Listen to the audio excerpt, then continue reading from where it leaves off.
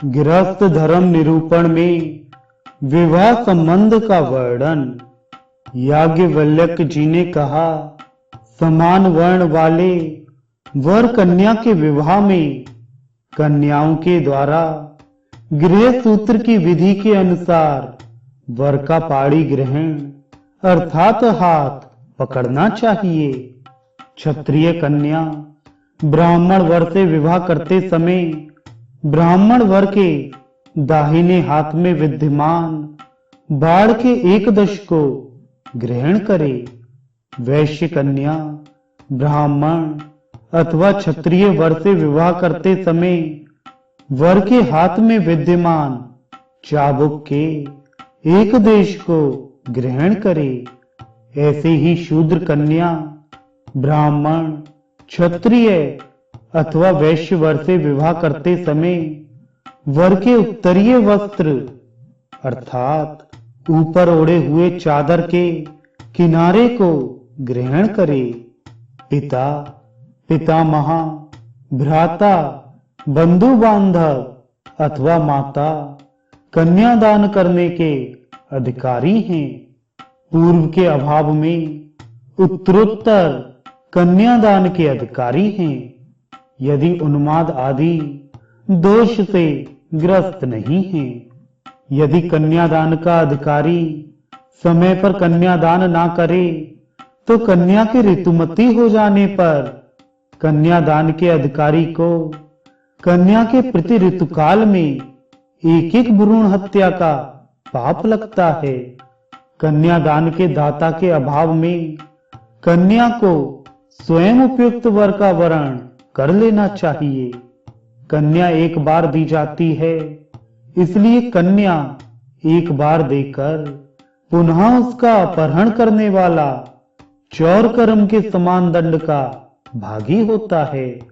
निर्दुष्ट अर्थात सौम्य सुशीला पत्नी का परित्याग करने पर पति दंडनीय है, किंतु अत्यंत दुष्ट पत्नी का उपायांतर के अभाव में परित्याग किया जा सकता है।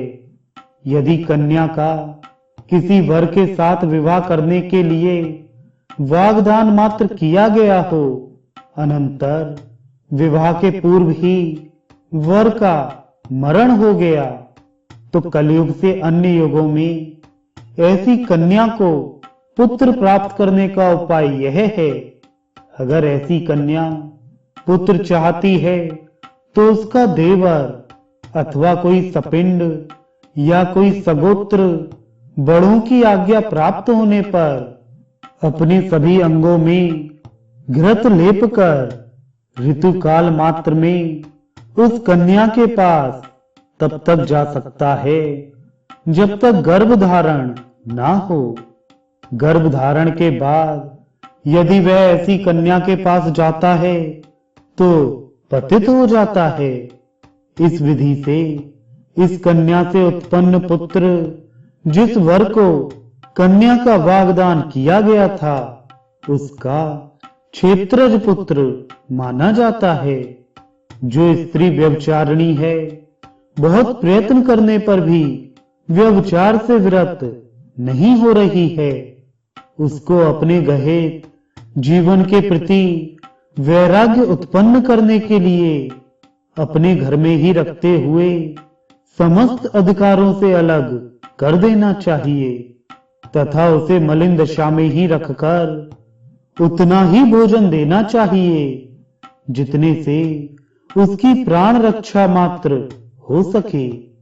साथ ही उसके निंदनीय कर्म के लिए उसकी भत्सना करनी चाहिए और भूमि पर ही उसके शयन की व्यवस्था करनी चाहिए। स्त्रियों को विवाह से पूर्व चंद्र ने शुचिता, गंधर्व ने सुंदर मधुर वाणी एवं अग्नि ने सब प्रकार की पवित्रता प्रदान की है।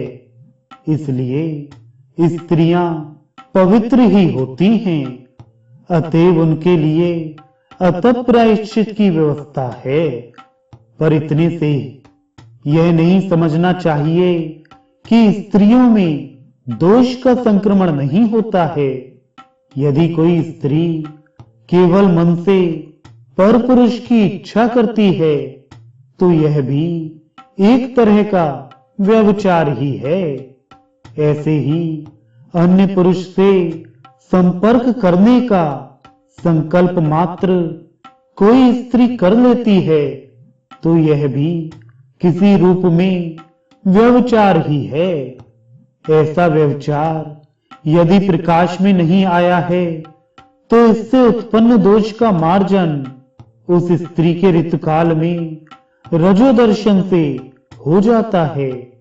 यदि परपुरुष शूद्र के साथ संपर्क कर कोई स्त्री गर्भ धारण कर लेती है तो इस पाप का प्रायश्चित उस स्त्री का त्याग ही है।